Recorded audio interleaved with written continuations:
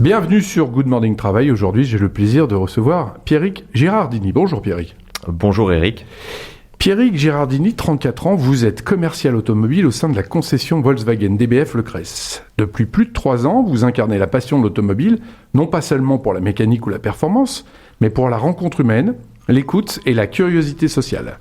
Votre parcours nourri par 7 années dans le sport automobile vous a forgé une approche authentique et sensible du métier, où chaque client devient une histoire à découvrir, bien au-delà de la simple vente d'un véhicule. Au sein de la concession DBF Le Cress, vous évoluez dans une structure à taille humaine, forte de 200 collaborateurs, où l'esprit familial se conjugue à la solidité d'un grand groupe régional et national.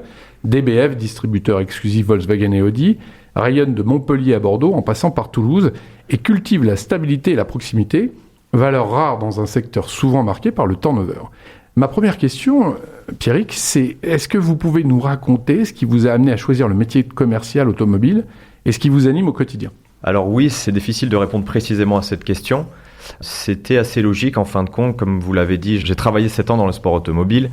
Plus jeune, je l'ai pratiqué par le biais du karting, donc j'étais plutôt marié avec le côté compétition qui n'a en final strictement rien à voir avec ce que je fais aujourd'hui, puisqu'aujourd'hui c'est une solution de mobilité, une voiture, c'est plus la compétition.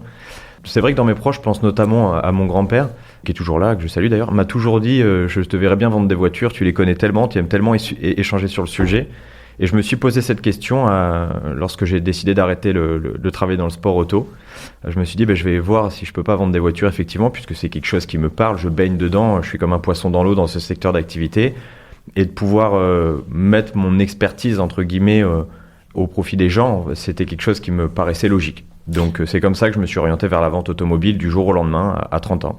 Ce métier est souvent dénigré, et pourtant c'est un métier qui est passion, mais pas que passion technique, mais aussi de la rencontre. Vous pouvez nous expliquer cet axe-là ?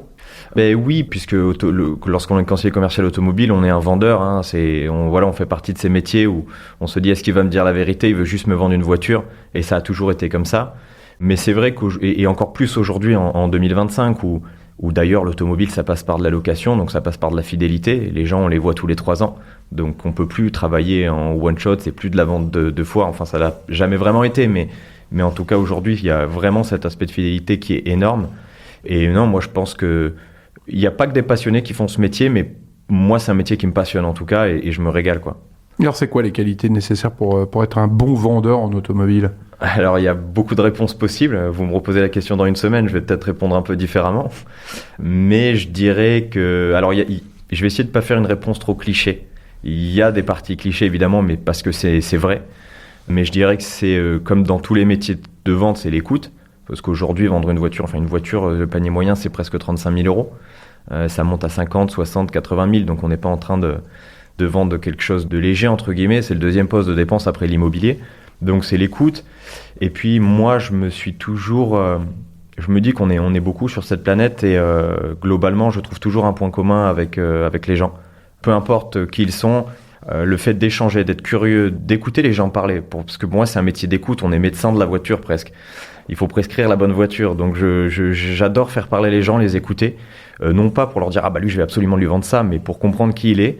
Honnêtement, 90% du temps, on se trouve un point commun et puis ça devient même plus un rendez-vous, c'est un bon moment. C'est un bon moment et c'est ça que j'aime dans ce métier, c'est qu'on se retrouve parfois à parler pendant 80% du temps de tout sauf des voitures. Vous installez la relation de confiance qui fait qu'on oublie l'accessoire, le sujet de la mobilité, et là on se dit, je peux lui faire confiance. Oui, et puis c'est réciproque. Moi, je me sens à l'aise avec la personne. Et donc, tout de suite, les questions deviennent plus sincères, les réponses plus sincères dans les deux sens, parce que c'est un travail d'équipe, en fait, vendre une voiture. Le principe d'une négociation, c'est que les deux parties soient satisfaites. S'il n'y en a qu'un des deux qui gagne, ça donne pas un bon deal. Comment on peut solliciter des vocations sur ce métier-là de vendeur automobile ? Parce que je sais, pour en avoir parlé avec vous, lorsqu'on a préparé cette émission, on a des problèmes de trouver des gisements de talent, de recruter. Comment on peut faire... changer les mentalités sur ce métier ?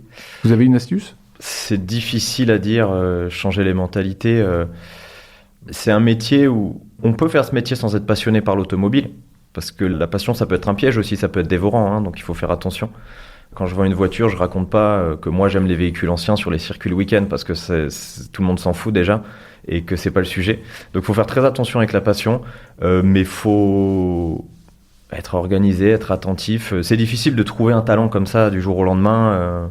Il faut écouter les gens, il faut les faire parler dans l'autre sens aussi pour trouver des personnes vraiment intéressantes. Alors je vais vous la poser différemment la question. Qu'est-ce que ça apporte au métier de vendeur? Parce que je crois que c'est bien payé. Alors on a des fixes bas, mais si on est performant, on a des belles rémunérations. Mais au-delà de la rémunération, qu'est-ce que ça apporte ce métier? De la satisfaction. Moi, ça m'anime parce que c'est jamais pareil. En fait, chaque jour est complètement différent. Vu que les gens sont différents et que mon métier, c'est de partager des choses avec les gens, tous les matins, je ne sais pas ce qui va se passer. Alors bien sûr, j'ai ma trame, mais elle est toujours bouleversée parce que j'ai un appel, parce que j'ai une personne qui rentre. Et moi, c'est ce qui rend ce métier fascinant. C'est que c'est vraiment de l'humain, c'est pas pour faire bien, quoi. On rencontre des gens différents, des gens qui ont des projets de vie tous les jours, et c'est jamais pareil. C'est quoi les perspectives d'évolution d'un vendeur en concession? Il devient quoi? Manager? Il prend une concession? C'est quoi le... C'est ça, prendre une... Oui, en soi, c'est possible. Hein, c'est possible. Un vendeur automobile va devenir chef de groupe, chef des ventes, directeur des ventes, directeur de plaques. Donc il y a plein de perspectives d'évolution, mais le métier en soi de vendeur est un métier qui est très complet en soi. C'est quoi directeur de plaques? Quand vous gérez 2 ou 3 concessions, c'est pas forcément directeur d'un groupe automobile, mais c'est déjà un poste à très haute responsabilité. En quoi la concession DBF Le Cress, elle se distingue des autres concessions automobiles de la région en termes de management, en termes de service, en termes de valeur? DBF, on est, donc, comme vous l'avez dit en préambule, on est un groupe national, mais malgré tout à taille humaine. Et DBF Le Cress, donc ça fait partie de DBF Montpellier, donc on est vraiment, on va dire, des concessions sœurs avec celles de Saint-Clément-de-Rivière et de Sète, c'est vraiment le même vivier. Et comme on l'a mentionné plusieurs fois, il y a le côté familial, j'ai pas l'impression d'être dans une usine à gaz en fait. On peut parler à tout le monde, au directeur, on a la carrosserie, on a l'atelier, tout le monde est là.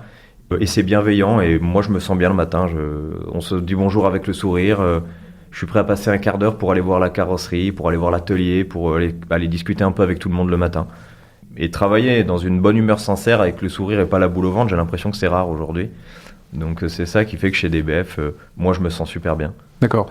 C'est véhicules neufs et véhicules d'occasion ou... Ouais, véhicules neufs, véhicules d'occasion. Après il y a la partie carrosserie, atelier, pièces de rechange, c'est quand même assez gros. Comme on a un expert de l'automobile et aussi passionné, est-ce que vous pouvez faire un éclairage sur le marché automobile et notamment face à la montée en puissance des constructeurs chinois et des nouvelles technologies? Alors c'est vrai que le marché automobile est complexe aujourd'hui. Alors il a probablement jamais été facile, mais à une époque on avait l'essence et le diesel. Aujourd'hui on a l'essence, le diesel, le micro-hybride, hybride rechargeable, l'électrique. Donc c'est complexe. Les Chinois sont à prendre très au sérieux aujourd'hui.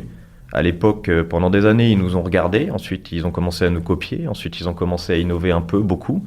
Et aujourd'hui, ce sont des acteurs extrêmement sérieux. Donc ça dépend à quelle échelle on les regarde, mais moi le fait d'être passionné auto, c'est que ça me dérange pas pendant que je mange le midi, de regarder des reportages et des interviews de journalistes sur l'automobile. Je le fais aussi le soir par passion. Et c'est vrai que les Chinois, il faut les regarder attentivement, il faut s'en inspirer.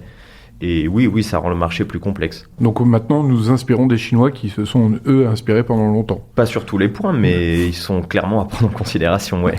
On n'est plus juste les Européens et les Américains et les Japonais. On a l'image des voitures allemandes solides, sérieuses, fiables. Elles ont pris le virage technologique, elles ont pris le virage nécessaire selon vous. Alors vous n'allez pas dire le contraire, parce que vous mettez en avant cette marque. Qu'est-ce qui a changé? C'est quoi la philosophie qui a changé sur ces marques-là aujourd'hui, Volkswagen et Audi? Je dirais que la philosophie de base, elle n'a pas changé. C'est toujours des voitures robustes, bien finies. Vous fermez la porte, vous entendez plus un bruit. Ça n'a pas changé. La philosophie de base n'a pas changé. C'est juste qu'effectivement, les voitures... Et en fait, c'est vrai pas que pour les Allemands. C'est que c'est rempli de technologie. C'est des smartphones roulants. On a de la technologie de pointe à tous les niveaux.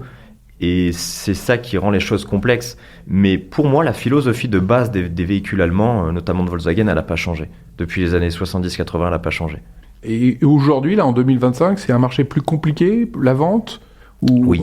Ouais. Qu'est-ce qui est compliqué? C'est les financements? Non, en soi, les financements nous permettent de faire notre métier, parce qu'aujourd'hui, on travaille beaucoup avec la location. Et sans location, je pense qu'on vendrait 2 voitures par mois chacun. Donc, heureusement qu'on peut faire comme ça. Donc ça, non, je dirais, c'est même plus un avantage. Ce qu'il y a, c'est qu'il y a beaucoup plus d'intervenants, il y a beaucoup plus de marques automobiles.